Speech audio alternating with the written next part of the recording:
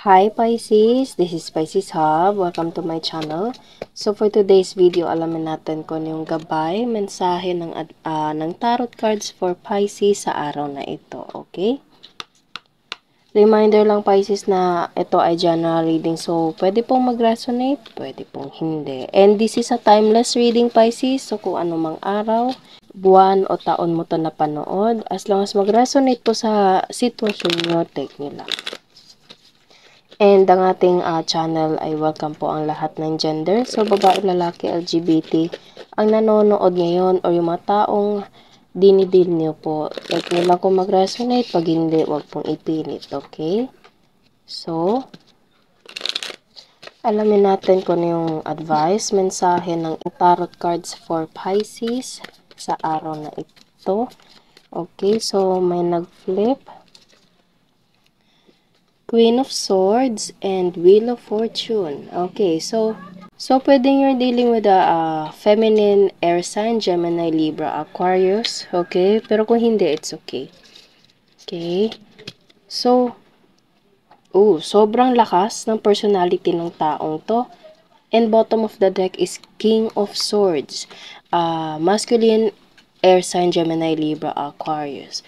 So, there's a power couple here, Pisces. Okay, pero magsha-shuffle pa din tayo later ng another cards, okay? Pero ang unang lumabas is dalawang to and nakita ko itong bottom of the deck natin, okay? So, pwedeng kunin natin to. So, ang unang lumabas is ito sila, okay? So, Queen of Swords, Wheel of Fortune, and King of Swords, okay? So, there's intense, okay? Intense na situation na nandito. Pero yung intensity nito is positive, okay? Kumbaga, maganda yung outcome, magiging maganda yung kahihinatnan ng kung ano man tong brewing situation with this Queen of Swords and King of Swords. Okay. So, nakikita nyo, merong Queen of Swords dito na parang meron siyang dinidemand. Okay, meron siyang binibigay, sinasabi sa King of Swords na nandito. And kumbaga, yung situation na sinasabi ng Queen of Swords dito kay King of Swords is something na it will turns out into better relationship. Okay, pwedeng couple ito. Okay, or in a company kasi this cards right here, Queen of Swords and King of Swords is all about parang higher position, okay, mataas na katungkulan, pwedeng sa trabaho, sa kumpanya, okay, or maganda yung katayuan sa buhay, okay. Kung hindi naman ganon, kung hindi naman to about sa career or something na pwedeng ito ay asawa, boyfriend, girlfriend, friend, pwede din, family member na parang you're having a agreement, okay, you're having a parang open forum. Okay, as I said kanina, parang intense. Pero yung intensity again is magiging maganda yung outcome. So, maganda yung pag-uusap na ganito. It's better to be clear and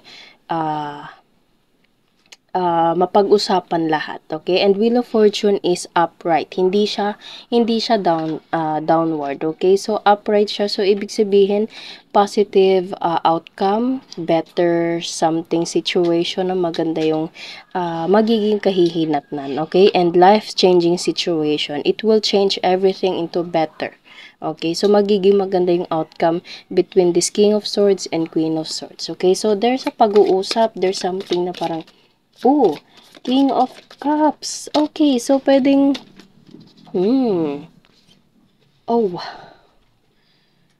wow. King of Cups and Ten of Cups.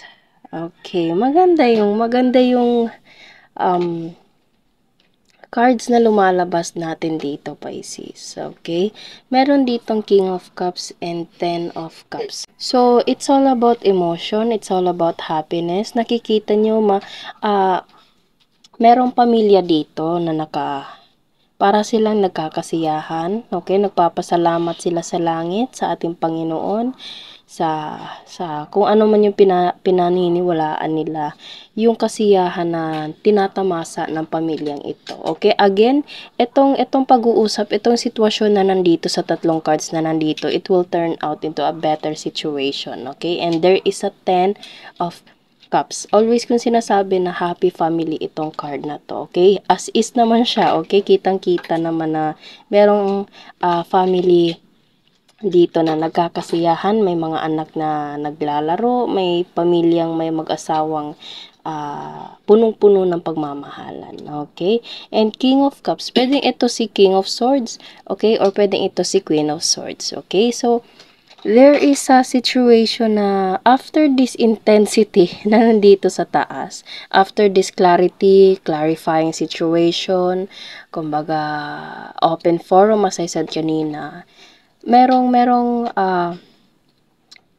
parang another version of yours, Pisces, or itong taong to na parang mas magbubukas siya ng emotion towards you, okay?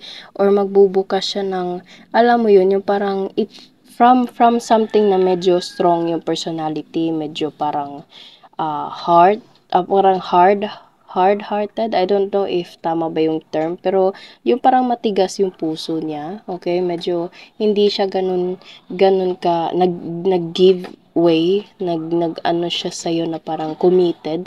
Hindi pa ganun, okay? Medyo nag-hold back pa siya. Pero after this situation right here, again, meron sinasabi si Queen of Swords dito kay King of Swords or vice versa, it will open the emotion, it will open the heart, Pisces. Okay? Sobrang maganda yung kahihinatnan. Okay? Pwedeng you're dealing also with another masculine energy. King of Cups, Water Sign, Pisces, Cancer, Scorpio. Okay? So, I hope na ano nyo po yung situation dito, pero kahit anong pag-uusap yung situation dito sa taas, it will turns out into a better situation, into a better family situation, Pisces. Happiness, full of love, full of contentment, okay, and sobrang linaw. Okay, walang tinatago, kumbaga nag-open forum kayo, kailangan yung pag-usapan lahat. Kailangan yung again, there's an agreement, okay, para 10 of Cups will, parang matatanggap nyo or mangyayari sa pamilya nyo, okay? As long as walang tinatago both sides of the relationship, kung relationship man to, okay? Pwede din itong about trabaho, again, pwedeng there's a connection sa trabaho dito, kasi it's all about higher position, okay? Or, pwede ding friends, circle of friends, family member, na there's a family right here, okay? Pero kahit ano man yon, maganda yung outcome sa kung ano man yung pag-uusap na nandito sa taas, okay? So, kuha tayo ng mga initials, random words, kung sino-sino itong konektado sa reading ni Pisces sa araw na ito. Okay, so meron tayo ditong letter T and letter C. Oops. Okay. So, meron tayo dito, social media. There's a big possibility of social media. Offer. Okay. Dark hair. Dagat. Connection. Social media connection. Company. Okay. So, pwedeng there's an offer coming from this company. Again, pwedeng ito ay merong connection sa trabaho. May dimple. Panaginip. Okay. Travel.